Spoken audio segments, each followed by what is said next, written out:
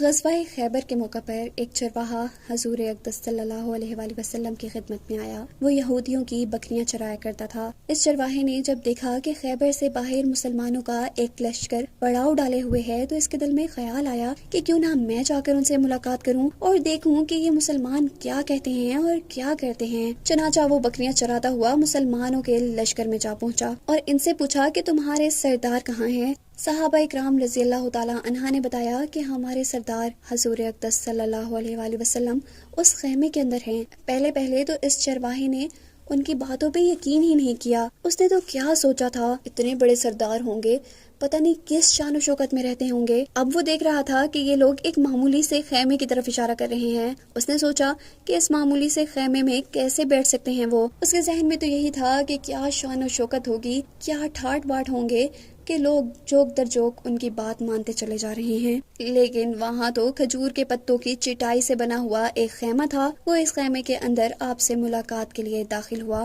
اور آپ سے ملاقات کی۔ پوچھا، حضور آپ کیا پیغام لے کر آئے ہیں اور کس بات کی دعوت دیتے ہیں؟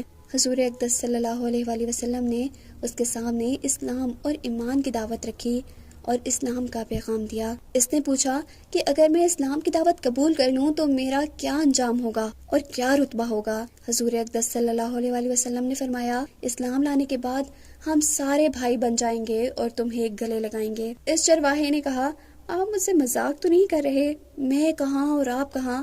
میں ایک معمولی سا چرواہا ہوں اور میں ایک سیاہ فام انسان ہوں۔ میرے بدن سے بدبو آ رہی ہے، پسینہ چھوٹ رہا ہے۔ ایسی حالت میں آپ مجھے کیسے گلے لگائیں گے؟ حضور اقدس صلی اللہ علیہ وآلہ وسلم نے فرمایا، ہم تمہیں ضرور گلے سے لگائیں گے اور تمہارے جسم کی سیاہی کو اللہ تعالیٰ تابانی سے بدل دیں گے اور اللہ تعالیٰ تمہارے جسم سے اٹھنے والی بدبو کو خوشبو میں تبدیل کر دیں گے۔ یہ باتیں سن کر وہ فوراً مسلمان ہو گیا اور کلمہ شہادت اشہد ان لا الہ الا اللہ و اشہد ان محمد رسول اللہ پڑھا۔ پھر حضور اقدس صلی اللہ علیہ وآلہ وسلم سے پوچھا، یا رسول اللہ میں اب کیا کروں؟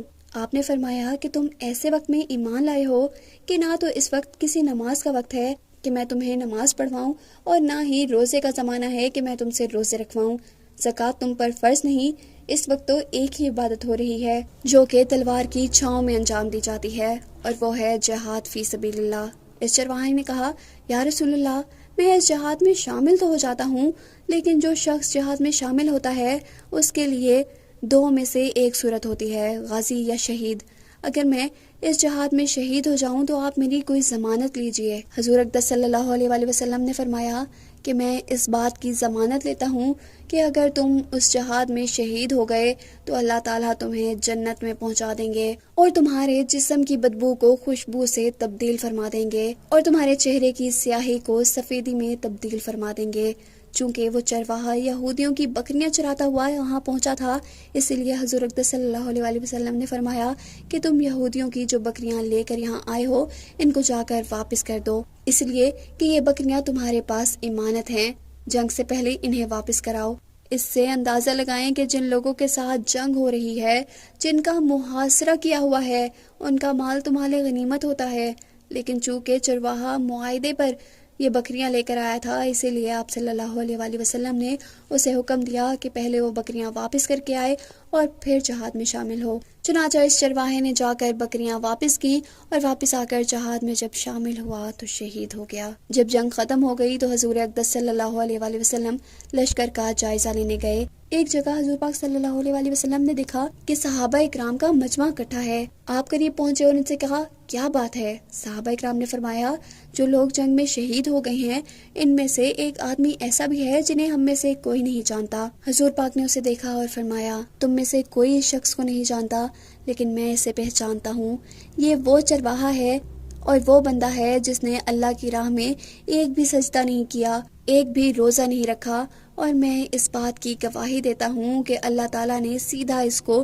جنت الفردوس میں پہنچا دیا ہے، اور میری آنکھیں دیکھ رہی ہیں کہ ملائکہ اسے غسل دے رہے ہیں اور اس کی سیاہی سفیدی میں تبدیل ہو گئی ہے، اس کے جسم کی بدبو خوشبو میں تبدیل ہو گئی ہے۔ اللہ تعالیٰ ہم سب پر اپنا خصوصی کرم فرمائے۔